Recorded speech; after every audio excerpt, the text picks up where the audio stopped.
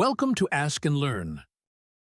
Here we have a block that's traveling to the right at an initial velocity of 5 meters per second, and it's going to crash into that spring, and you want to find the distance or the compression of that spring before it launches the block in the opposite direction. So that distance we'll say is called SA. We're given the stiffness of that spring as Ka is equal to 200 Newton meters. The mass of the block is 8 kilograms, and the block is experiencing kinetic friction, so the coefficient of kinetic friction is 0.25. So because we're dealing with movement here, there's got to be some sort of kinetic energy going on, and we want to find the distance, and we know that embedded in work is the distance because work is force times distance. So we can use the work energy principle, and that's given as the initial kinetic energy plus the work being done by the forces is equal to the final kinetic energy. Well, when the block strikes the spring, the spring is gonna compress, so the block momentarily stops moving before launching back.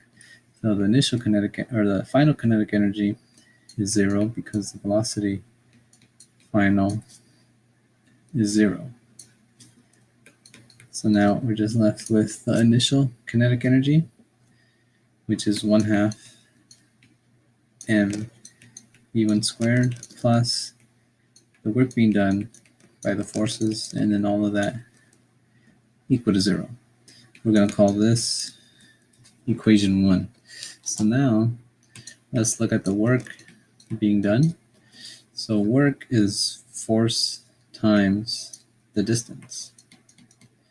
So we know that there's a force due to the spring, and there's a force due to the kinetic friction, and both of them are in the opposite direction of the movement of the block.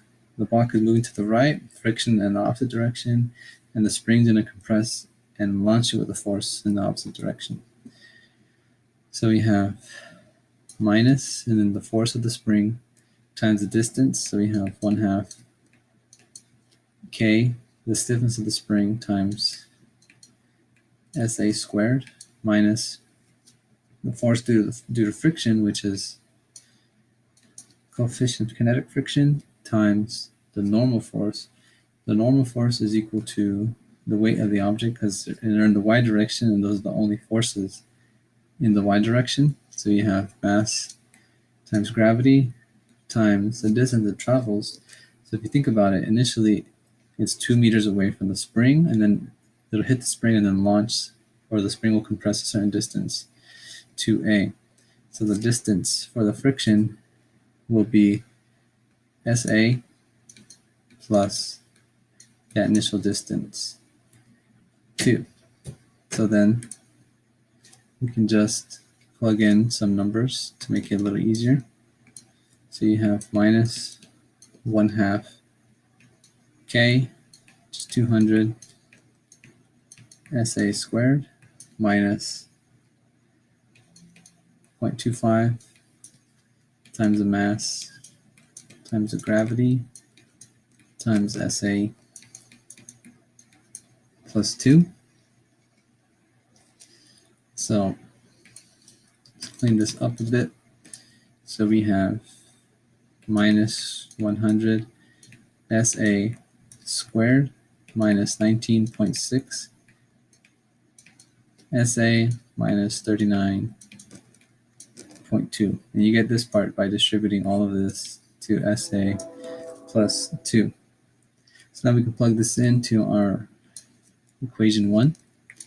So now equation 1 will look like this. You have the minus 100 SA squared minus 19.6 SA minus 39.2, and then don't forget the initial kinetic energy, so plus 1/2 mass times the velocity squared, so you have 8 times 5 squared, and all of this equals to 0. So once you clean this up, multiply by a -1 to get rid of the negative in the very front.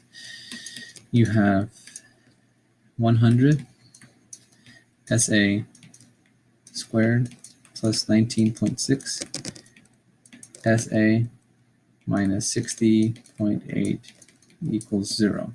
So to solve for SA, you have to do the quadratic formula. So SA is equal to negative 19.6 plus or minus, and then square root, and all of this is inside the square root, 19.6 squared minus 4 times 100 times minus 60.8, and again, all of that square root, and the whole thing divided by 2 times 100. So when you plug in all of that into the calculator, you get the distance or the compression of the spring is 0.68 meters.